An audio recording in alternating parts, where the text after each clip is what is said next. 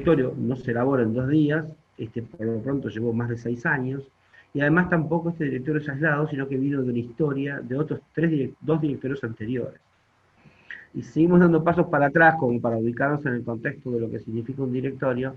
La gran renovación de la Iglesia se hizo en el Concilio Vaticano II ya hace 60 años. Y el Concilio Vaticano II pidió, ¿no es cierto?, entre las cosas que dijo, bueno, también dio algunas indicaciones y pidió que se elaborara un directorio para catequesis. ¿Qué pasaba?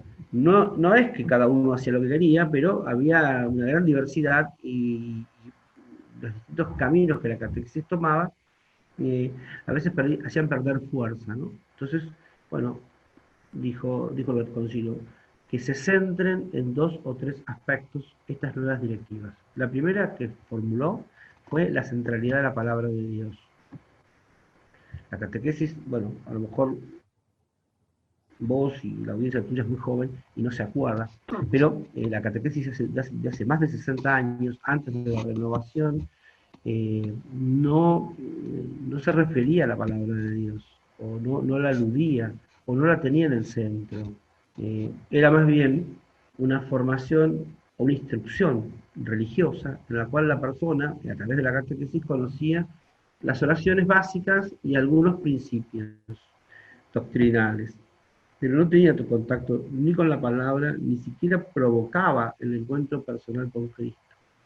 Este giro, esta modificación importantísima, la genera el Vaticano II proponiéndonos poner en el centro de la catequesis la palabra de Dios. Y ahí empezó, bueno, esto no fue solamente el tema de la catequesis, la Iglesia misma reconoció este lugar para la palabra. Y entonces empezaron a aparecer los textos en la lengua propia, digamos. El texto de la palabra de Dios era solamente en latín, empezaron a ver, bueno, en todas las lenguas, y además empezaron a aparecer ediciones muy sencillas, más rústicas, más populares. Bueno, al punto que hoy en la catequesis, bueno, los niños que hacen la catequesis reciben el libro de la palabra de Dios. O sea, en medio del itinerario de su formación, bueno, se hace una gran celebración y ellos reciben un texto propio, ¿no es cierto? Bueno, yo hablaba sobre la renovación que introdujo el Concilio Vaticano II, que empezó a aparecer en los primeros directorios de la catequesis. Uno es la centralidad de la palabra de Dios. Y el otro empezar a pensar no solamente la catequesis de niños, sino la catequesis de adultos. En un mundo de cristiandad, donde las familias son creyentes, bueno, las mismas familias son las que orientan a sus niños a la fe. Pero esto ha ido cambiando en los últimos años, y entonces son las personas adultas que a lo mejor llegan a la adultez y la madurez en muchos temas y no en la fe, porque no han tenido la oportunidad o la ocasión. Una expresión, ¿no?, que uno escucha muchas veces cuando los padres dicen, no, que mi hijo cuando sea grande decida, ¿no? Entonces, con respecto a los temas religiosos. Y esto que parece una cosa media, no sé, muy apropiada a los tiempos actuales, generó el analfabetismo religioso en los niños. Hoy vos recibís un niño que no sabe hacer la señal de la cruz, lo cual es significativo, por lo menos en la Argentina, donde estamos en una cultura medianamente cristiana. La renovación de la catequesis entonces empezó también a introducir elementos comunitarios, la comunidad como el lugar de la catequesis. Bueno, así que todos estos elementos y otros más que, bueno, no, yo ahora no, el espacio no lo da, ¿no? Pero destacaba estos tres, empezaron a ser como las nuevas ideas de la catequesis para renovarla.